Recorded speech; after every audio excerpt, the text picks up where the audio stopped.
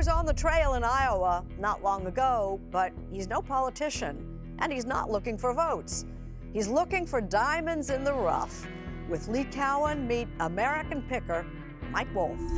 What really happened to Mike Wolfe from American Pickers goes far beyond what most fans know. Behind the scenes, a drunk driver nearly killed him. Mike Wolfe became a household name through the History Channel series, but the September 12th crash left both him and his girlfriend, Leticia Cline, fighting for their lives. Cline spent 4 days in the hospital with a dislocated jaw broken in 3 places, a broken sternum, collapsed lung, and bruising to her spine. In this video, we'll discover the accident details and the entire truth about what happened to Mike Wolfe from American Pickers. What really happened to Mike Wolfe in 2024.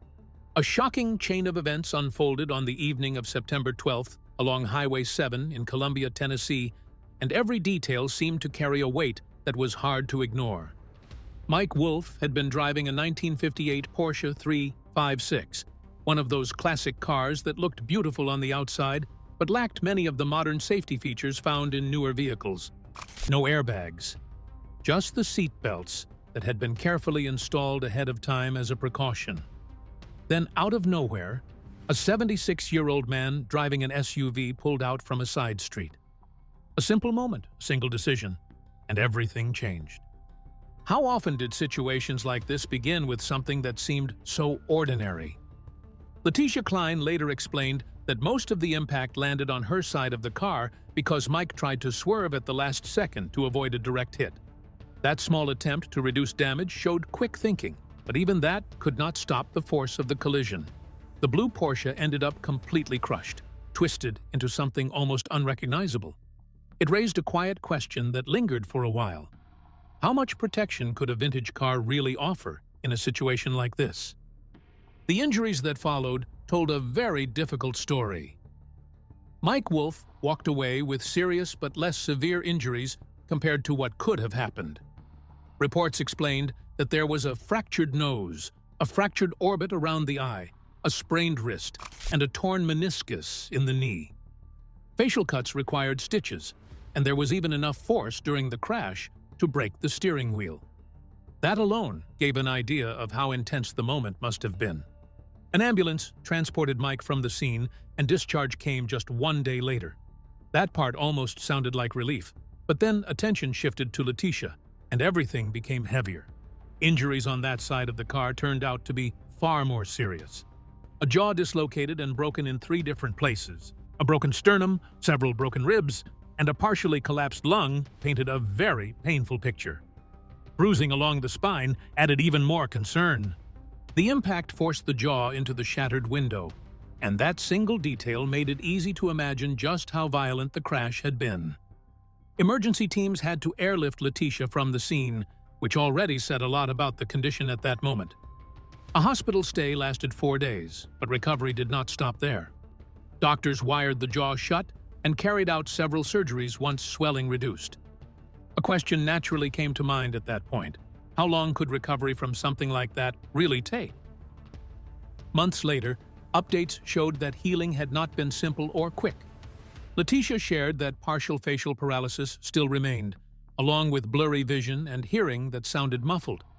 Eating and speaking became limited, turning everyday actions into difficult tasks. Then came something even more alarming. A condition called trigeminal neuralgia developed, often described as one of the most painful nerve conditions known. Leticia explained that the pain felt like electric shocks, sharp and sudden, and difficult to predict. That description alone made it clear that recovery went far beyond visible injuries. Intercostal nerve damage in the ribs made sitting upright uncomfortable, which meant even resting properly became a challenge. There was also the discovery of a ruptured breast implant, which could not be repaired right away because the chest needed time to heal first. Each update added another layer to the situation, and it made everything feel even more overwhelming. How could one moment on the road lead to so many long-lasting effects? Then attention shifted toward the driver of the SUV, and another serious layer of the situation came into focus. Lerone Heads faced charges that included 2 counts of vehicular assault, driving under the influence and failure to yield the right-of-way, resulting in serious bodily injury. That alone sounded severe, but there was more. At the time of the crash, there was already probation in place connected to a previous domestic assault case from June 2024. That detail changed the way the entire incident was viewed. Was this really just a one-time mistake, or part of a pattern? Initial release came through a $20,000 bond, but that did not end the legal process. The courtroom later became another important setting in this situation. On December 3rd, Leticia appeared to deliver a victim impact statement, even though speaking remained difficult. That decision alone showed a strong effort to be heard despite ongoing physical challenges. Words delivered in court described the incident as more than just a simple error. A statement pointed to what was described as a documented pattern of dangerous behavior, suggesting that the crash did not stand alone. That moment likely carried emotional weight, especially considering everything that had already been endured. The court responded by revoking part of the existing probation, with time already served taken into account. Still, the legal process was not over. Another hearing was scheduled for January 21st, where the possibility of a sentence reaching up to 15 years remained on the table if a guilty verdict followed. Looking at everything together created a picture that felt both sudden and long-lasting at the same time. A single evening drive turned into a life-changing event, filled with physical pain, long recovery, and serious legal consequences. It raised quiet questions that stayed in the background.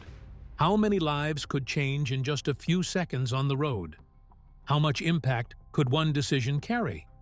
And perhaps most importantly, how often do stories like this begin in the most ordinary way, quietly unfolding without warning, only to end in ways no one could have possibly predicted? It makes you pause for a second, doesn't it? Because what started off simple here takes a turn that changes everything. Stay with this till the very end, because the truth about Mike Wolfe and Frank Fritz is far more complicated than it first appeared. The truth about Mike Wolfe and Frank Fritz. Ever wondered how something that started as a simple friendship on television slowly turned into distance, silence, and finally a goodbye that came a little too late? The situation between Frank Fritz and Mike Wolfe did not fall apart overnight, and that is what makes everything feel heavier when looking back. It was explained that Frank's last appearance on American Pickers aired on March 2nd, 2020, and at that time nothing seemed final yet. Life, however, had other plans. During the pandemic, a back injury at home changed everything. Surgery followed, and not just a minor one. Reports said 185 stitches were involved, along with 2 rods placed in the spine. Just imagine that level of pain for a moment. How does anyone return to normal life after something that serious? Recovery was not just physical. It was explained that pain medication became part of the process, and over time, dependence on opioids began to grow. Mike Wolfe later shared that addiction became a real concern, and when production resumed, the network required negative substance screening tests. That moment raised another quiet question. What happens when someone cannot meet that requirement, even when trying? The answer came in July 2021, when the History Channel confirmed Frank's departure from the show. Now, here is where things begin to feel more personal and less about television. Frank spoke openly in an interview and shared that no conversation had happened with Mike for 2 years, 2 whole years. Think about that for a second. How does a friendship that lasted that long go completely silent? Frank said there was hurt, especially during the time of surgery recovery, because no call came through. That absence stayed with him. There was also a feeling that the show had shifted. Frank described it as being tilted in Mike's favor completely, almost like standing in second place without a chance to step forward. That kind of feeling can slowly build up, can it not? Then came Mike's public message after the departure, which Frank dismissed, saying it did not feel real and even claimed it was written for Mike. That reaction showed just how deep the frustration had become. On the other side, Mike addressed the situation differently, explaining that Frank had been dealing with addiction and struggled to get back on track. That contrast in perspectives makes everything more complicated. Who was right? Or was this simply a case of two people seeing the same situation in very different ways? Health challenges also played a major role in shaping everything that happened. Frank's struggles were not limited to one issue. There was a long battle with alcohol, which led to a stay at the Abbey Center Bettendorf for 77 days. That decision came from a deeply personal place, influenced by family history and the impact of losing close relatives to alcoholism. That kind of loss leaves a mark, does it not? Alongside that, there was also Crohn's disease, which brought its own set of daily challenges. Managing one condition is already difficult, so managing several at once becomes overwhelming. At some point, loved ones, including Mike, came together for an intervention regarding opioid use. The intention was clear: to help, to step in before things got worse. But Frank believed that handling the situation alone was the better path. That decision raises another question. Is independence always strength, or can it sometimes make things harder? Then came another turning point in July 2022 when a stroke occurred. Recovery after that was never complete, and life slowly shifted into a quieter phase inside a nursing home. And then, just when everything seemed like it would remain unresolved, something changed. Over Memorial Day weekend in 2023, a request came from Frank to see Mike. That meeting carried years of silence, frustration, and memories all at once. Both men sat together again, and emotions came forward without holding back. Tears were shared, and words that had been missing for so long finally came out. Mike told Frank that no one could replace him. That sentence alone says a lot, does it not? Sometimes it takes distance to understand the value of what was once close. That moment did not erase the past, but it created peace, even if only for a short time. When Frank passed away on September 30th, 2024, Mike was there holding his hand. That final image feels powerful in a quiet way. No cameras, no scripts, no audience. Just two people who had shared years of history. Mike said in those final moments that there was no anger left and that love remained. Hearing that makes one wonder about all the things left unsaid in life. How many people wait too long to have that one honest conversation? In the end, the situation between Frank Fritz and Mike Wolfe was not just about a television show or a professional split. It became a story about friendship, distance, health, pride, and finally, forgiveness. And maybe the real question is this: if time could somehow move backward, it almost makes you wonder, would anything have been handled differently, or was every choice, every moment, always leading to that final sense of peace? It's a question that lingers, quietly but persistently, especially when looking at everything that unfolded after. Because the truth is, the story didn't end there. It simply shifted into something far more personal and revealing. What happened next offers a rare glimpse into resilience, healing, and life after it all. Stay with this till the very end, because what comes next might change how everything is understood, and especially Mike Wolfe's today. Mike Wolfe's recovery and current life. A quiet update started to come out about how things had been going after the accident, and the tone felt both heavy and hopeful at the same time, almost like a conversation that tried to stay steady even while carrying a lot underneath. It was shared that Mike Wolfe had been discharged from care and chose to stay right beside Leticia Cline as recovery continued, which made many people pause and think about what support really looks like during moments like this. What does it mean to be present when everything feels uncertain?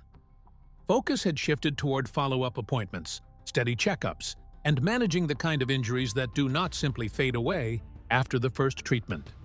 There was mention of a torn meniscus and a sprained wrist, and both required patience, attention, and time, far beyond the initial treatment given for a fractured nose and cuts on the face. It sounded like one of those situations where healing was not just about walking out of a hospital, but about learning to deal with the slow process that follows. And honestly, whoever expects that kind of long road after something that happens so suddenly? At the same time, updates about Leticia's condition brought a different kind of weight.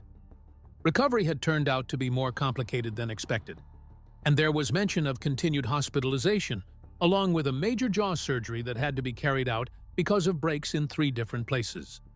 That alone made many people stop and wonder, how does someone even begin to recover from something like that? The surgical team reportedly described the case as one of the most difficult ever handled, which says a lot when considering the level of experience such teams usually carry. Even though the procedure was successful, there was still significant pain, and a long recovery path remained ahead. It was shared that gratitude toward the care received at Vanderbilt stayed strong, and that feeling of being in good hands seemed to bring some comfort in the middle of everything. Still, a quiet question lingered in the background. How does someone stay strong through that level of pain day after day? In between all of this, conversations slowly turned toward work and routine, almost like an attempt to bring back some normal rhythm. American Pickers had been on pause, but there was confirmation that the show was not gone for good and would return on February 15th. That update alone probably brought a small sense of relief to longtime followers. Season 27 had already started back in July, coming after the passing of Frank Fritz, and that timing carried its own emotional weight. It was also mentioned that a new series would premiere on February 22nd, which sounded like a fresh step forward, even if it came with mixed feelings. There was an honest admission that filming without that familiar back and forth felt strange, almost like stepping into a space that used to feel natural, but now felt slightly unfamiliar. That feeling was described as being a little out of place while speaking directly to the camera, instead of sharing those easy moments that once came so naturally. And really, how does anyone adjust to that kind of change after so many years of doing things one way? Thoughts about Frank seemed to remain close, especially during filming. There was a sense that memories did not just fade away, but instead showed up in small, quiet moments. The year 2024 was described as one filled with both loss and heartache, yet also moments that felt meaningful when spent with family and a daughter. That contrast made everything feel more real somehow. Life does not just stay in one emotion, does it? Even in difficult times, there are still small pockets of peace that find a way in. Turning 60 appeared to bring a different kind of perspective, one that felt more centered and calm, almost like a quiet acceptance of both the good and the difficult parts of life. Connections with Frank's loved ones remained strong as well. There was mention of regular contact, not in a loud or public way, but in a steady and supportive manner. Help was offered where needed, whether through simple check-ins or answering questions about personal belongings left behind. That kind of support often goes unnoticed, yet it matters deeply. Frank had always valued a close group of loyal friends, and that circle continued to hold on to each other in a quiet way. Grief did not seem to be something displayed openly all the time, but something carried gently, day by day. And maybe that is how it often works. Not every emotion needs to be spoken out loud to be real. All of this together painted a picture that felt very human. Recovery that takes time, loss that does not disappear overnight, work that slowly finds its way back, and relationships that stay strong even in silence. It made everything feel less like a distant update and more like a real moment unfolding step by step. And somewhere in between all of that, a simple thought kept coming up. How does anyone balance healing, memory, and moving forward all at the same time? With this, we have come to the end of this video. Thanks for watching. If you enjoyed this video, do well to like, comment, and subscribe for more content. To enjoy more thrilling stories, click now on the following video that pops up on your screen.